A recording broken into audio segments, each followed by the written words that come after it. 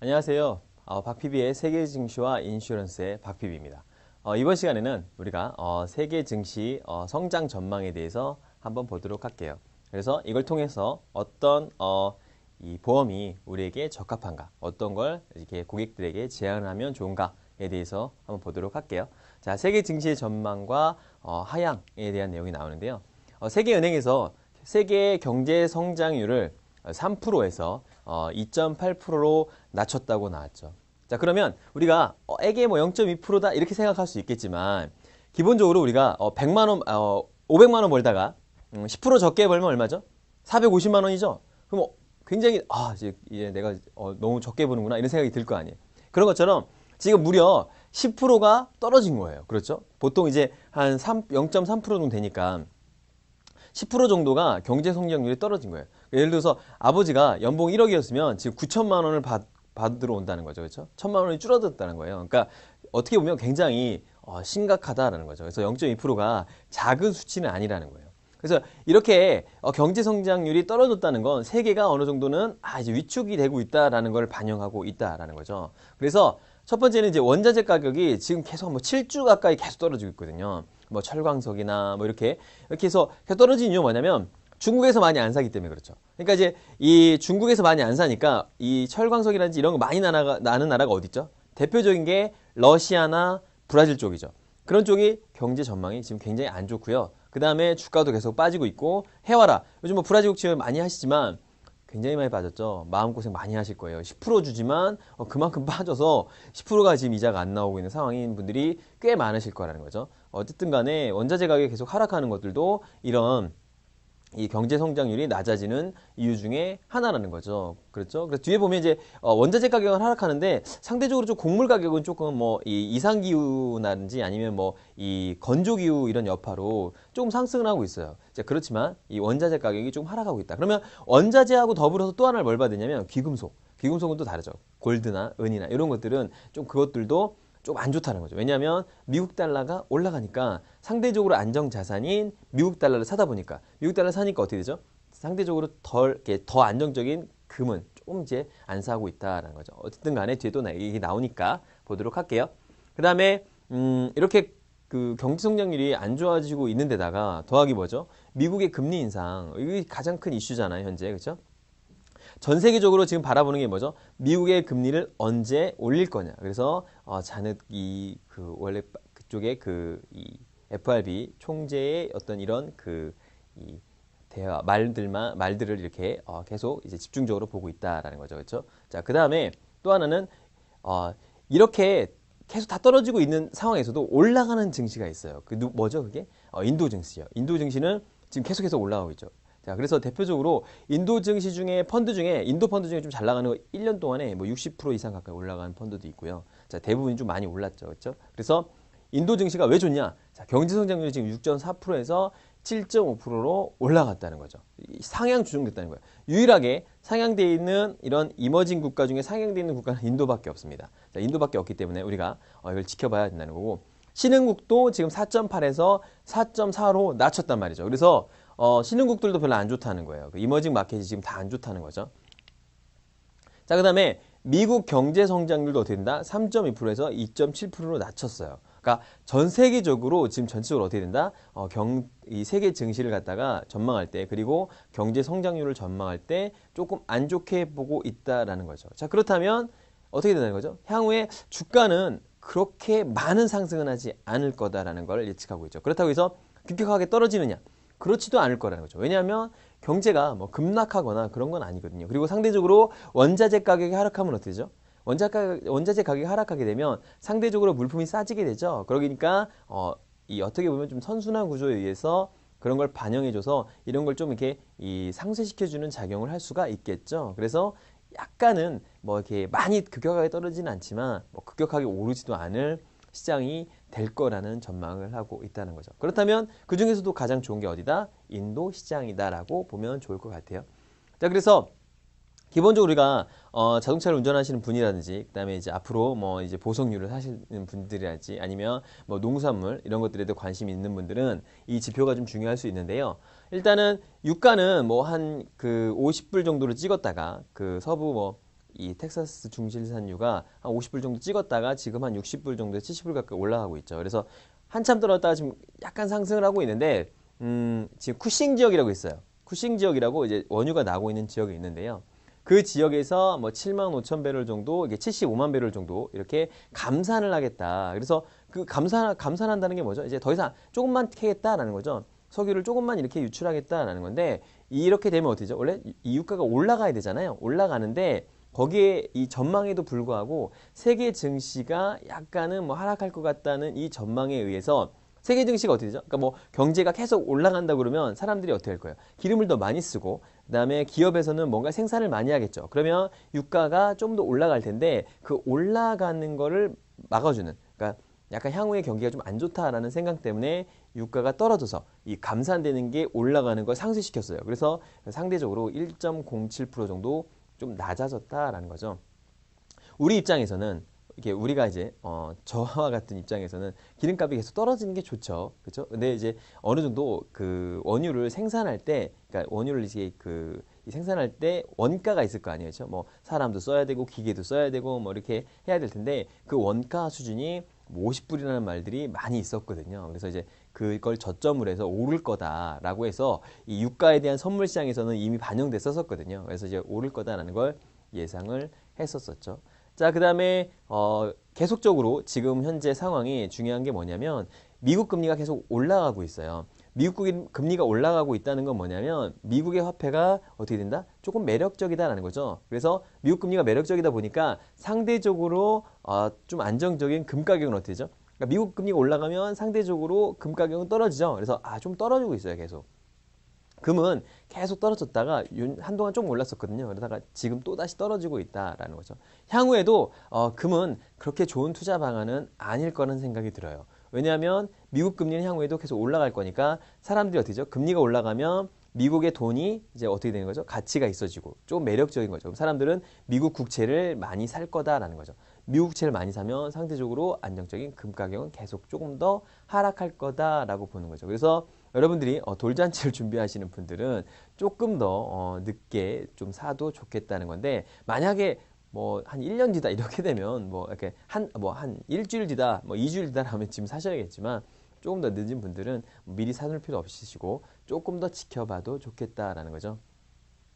자, 그 다음에 비철금속, 그래서 철광석이라든지 이런 것들은 지금 계속 가격이 떨어지고 있어요. 그래서 한 7주, 8주 이 정도 선에서는 지금 계속 빠지고 있기 때문에 향후에도 전망은 그렇게 좋지 않을 거로 보고 있어요. 그래서 비철금속에 투자하는 그런 철광석 펀드랄지 이런 쪽은 조금 지양해야겠죠. 좀 덜 투자하는 것도 좋겠다라는 거죠.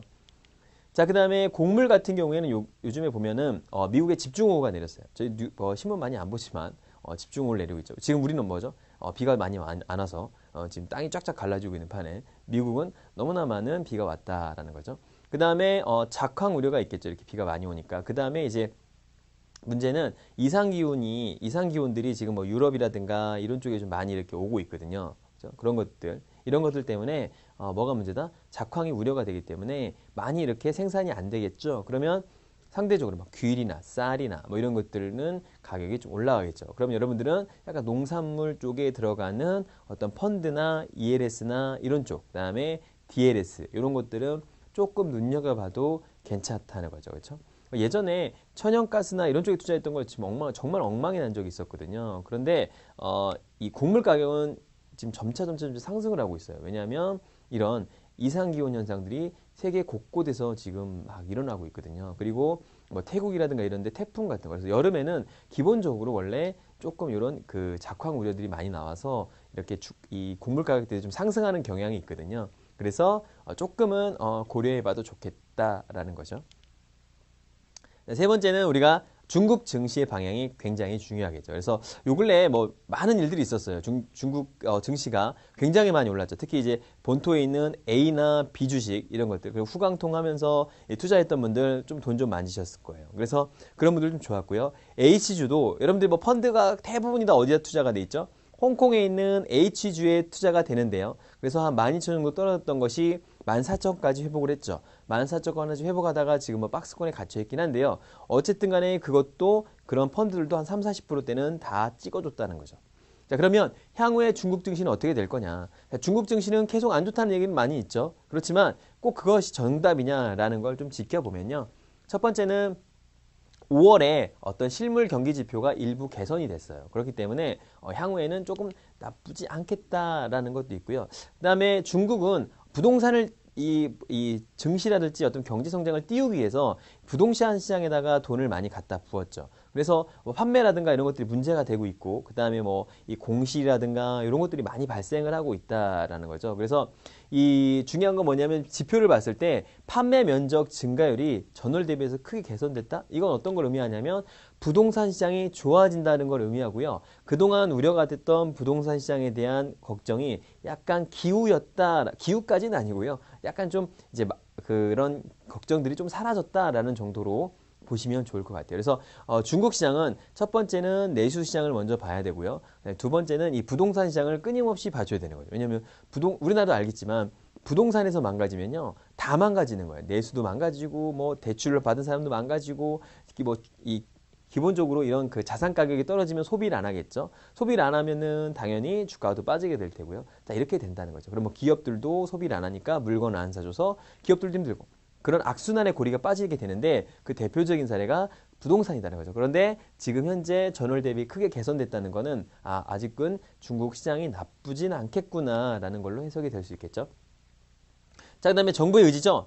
자, 정부는 이제 중국 정부는 기본적으로 이 공산주의 국가이기 때문에 자기네들이 원하면 거기까지는 가는 거죠. 예를 들어 내가 시진핑 국가 주석이 이번엔 7% 경제 성장이야. 그럼 이번엔 7% 가는 거죠. 그렇죠? 야, 3% 가는 거야. 그럼 가는 거죠. 그렇죠? 그래서 그런 것처럼 정부의 어떤 경기 방어 의지는 아직도 계속되고 있고요. 그래서 뭐 러시아를 만나고 뭐 이런 하는 이유가 뭐냐면 이런 경기를 부양시키기 위해서 이렇게 많은 노력을 하고 있다라는 거죠. 자, 그 다음에 2분기 이후에, 그러니까 뭐 앞으로 이제 이 점차 가게 되면은 경기가 점차 안정화될 것이라는 추세의 전망들이 많이 나오고 있어요. 자, 그래서 이번에 A주가 그 이머징 인덱스 지수에 편입되느냐 마느냐를 놓고서 이렇게 말이 많았죠. 편입되면 좋은 거죠. 왜냐하면 이머징 인덱스 지수에 편입을 할 테니까 A주가 많이 오를 텐데요. 탈락됐죠. 아깝게도. 자, 그렇지만 이거는 꼭 우리가 넣겠다는 의지를 지금 굉장히 많이 비치고 있거든요. 그걸 봐서라도 이제 향후에는 경기가 조금 더 그 중국 증시는 향후에도 조금 더 좋아지겠구나. 의지가 강하다는 거죠. 나 여기 넣겠다. 내가 이거 꼭 하겠다는 의지가 강하기 때문에 의지가 강한 사람은 막을 수는 없거든요. 그래서 중국은 워낙 강대한 국가이기 때문에 충분히 EMI 지수에 들어갈 거라고 생각이 되고요. 그 다음에 들어가게 되면 중국 주식은 좀 더 좋아지겠죠. 그래서 여러분들이 A주나 B주에 편입하는 거는 조금 더 좋겠다라고 보면 될 것 같아요. 그래서 이 H주보다는 약간 좀 그쪽으로 봐도 좋겠다. 근데 H주가 기본적으로 어디가 많이 편입되어 있냐면 첫 번째는 은행주가 가장 많죠. 우리가 기본적으로 투자되고 있는 펀드들의 대부분은 H주인데 그 H주에서도 가장 비중을 많이 차지하는 것은 금융주거든요. 그런데 금융이 계속 안 좋으니까 H주가 많이 안 올랐던 건데 이렇게 부동산 판매가 좋아지면 금융주는 좋아져요. 왜냐하면 대출을 어디서 받죠? 은행에서 받으니까 부동산 시장이 좋아지면 그 여파가 은행까지 미치거든요. 그래서 은행도 좋아지니까 그래서 향후에는 뭐 H주도 조금 나쁘진 않겠다는 건데 상대적으로 A, B 주에 이렇게 좀 포커스를 맞춰도 좋겠다라는 얘기가 이런 것들 때문이죠. 자, 그 다음에 유럽이나 미국 등에서도 지금 선진국들이 경기 개선이 되게 되면 자, 경기 개선이 되면 어디서 수입을 많이 하죠? 다 중국 제품이잖아요. 그렇죠? 중국에서 이렇게 이 수입을 할 테니까 그 상대국인 수출국인 중국은 어떻게 된다? 행복해진다는 거죠. 그래서 많이 팔면 좋으니까 기업들의 이렇게 주가가 좀 오를 수 있다라는 거고요. 중국 증시는 불타면 끝나죠. 난리가 나죠. 그렇죠? 그래서 한 번 더 이렇게 팍스 2006, 2005를 기대하면서 우리가 약간 떨어졌던 그런 것들 그리고 아직 만회가 안 된 중국 이런 이 펀드들 많이 갖고 계시잖아요. 이제 그런 것들 조금 준비하면 좋겠다라는 거고요. 그래서 우리가 이제 세계 증시를 잠깐 봤는데요. 이 증시를 바탕으로 우리가 보험 중에 좀 눈여겨봐야 될 보험 상품은 어떤 게 있느냐를 첫 번째 보면요. 자, 중국 시장이 안정화되면 어떻게 된다? 현재 갖고 있는 펀드들, 그래서 원금을 회복했다 하더라도 조금만 더 갖고 있자는 거죠. 조금만 더 참자라는 거죠. 뭐 2007년도 당시에 지금까지 뭐 한 8년, 9년 갖고 있는 분도 계시고요.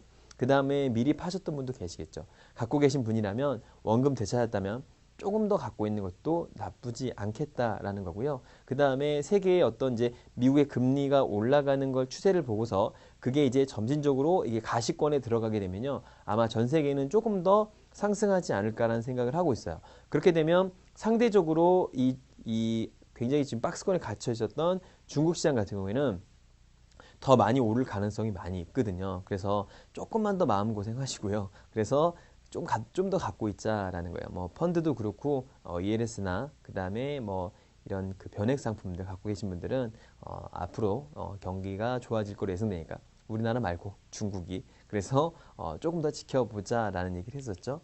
자, 그 다음에 펀드 중에는 이제 귀금속이나 그 다음에 비철금속으로 들어가는 뭐 철강이 들어있는 회사도 안 좋고요. 그 다음에 철강에 들어가는 이런 그 아예 들어가는 것도 안 좋고 파생상품 쪽에 들어가는 것도 그닥 추천드리고 싶지는 않다는 거죠. 현재 우리가 너무나 저금리 세대에 있기 때문에 이런 것들을 반영하려고 막 이것저것 투자를 하는데요. 그렇더라도 약간 변별력을 가지고 어떤 중요한 시점을 가지고 이건 된다 안 된다 이렇게 좀 판단하실 필요가 있을 때 제가 드리는 지표 중에 이렇게 비철금속 쪽은 약간 안 좋다는 거고 상대적으로 농산물은 좀 괜찮다는 거죠. 그래서 농산물의 펀드에 투자하면 좋다라는 거죠. 그래서 보통 인덱스 지수 같은 거 투자하면 좋겠죠. 그래서 운용하시는 것도 좋고요. 그 다음에 ETF 같은 거 조금 사셔도 나쁘지 않겠다라고 보고 있어요. 제가 전망을 할 때는. 자, 그 다음에 이제 금리 상승이 예상되죠. 이때 가장 우리가 이제 먹히는 게 뭐죠? 변동금리 상품이죠. 그래서 변동금리 보험 상품. 여러 가지가 많잖아요. 우리가 이제 저축성 보험이라든가 아니면 연금 보험이라든가 자, 금리 많이 오르니까 저랑 같이 한번 요거 가입해 봅시다. 이렇게 충분히 얘기할 수 있다라는 거죠. 그렇죠?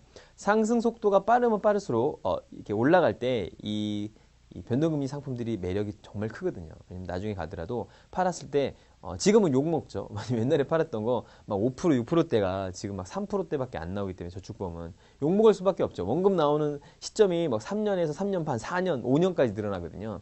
그렇기 때문에 그렇게 막 행복하지는 않은데 일단 이제 금리가 오르게 되면은 좀 그런 건 좀 없어지겠죠. 그래서 아유 뭐 박PB 좀 잘 가입했는 애가 이렇게 저축보험 해줘서 고마워 라는 소리를 이제는 들을 수 있다는 거죠. 그래서 여러분들이 그걸 대비해서는 항상 변동금리 상품으로 해줘야 된다라는 거를 어필을 하시고 그래서 이렇게 가입을 좀 시켜주면 좋겠다라는 거죠. 그렇죠? 그리고 우리가 기본적으로 2억 원 이상이 비과세가 안 되기 때문에 이제 그런 부분들은 뭘로 많이 하시죠? 월 이 적립식으로 많이 하시잖아요. 그때도 원금 회복되는 기간 때문에 조금 애매하셨을 텐데 그런 것들을 금리가 올라가니까 그 부분이 좀 커버하실 거다라고 얘기를 하면서 접근을 해도 조금은 좋겠다라는 거죠. 그렇죠? 그래서 우리가 이번 시간에는 간단한 세계 증시를 보면서 그 증시가 보험과 어떻게 연결되는지를 잠깐 봤고요. 그 다음에 우리가 향후에는 이제 금리가 조금 오를 것 같으니까 좀 이런 보험 상품 중에도 금리와 연동되는 이런 상품들을 추천해주면 좋겠다라고 보면 될 것 같습니다. 그래서 이번 시간에 이렇게 마무리하고요. 다음 시간에 또 뵙도록 하겠습니다. 감사합니다.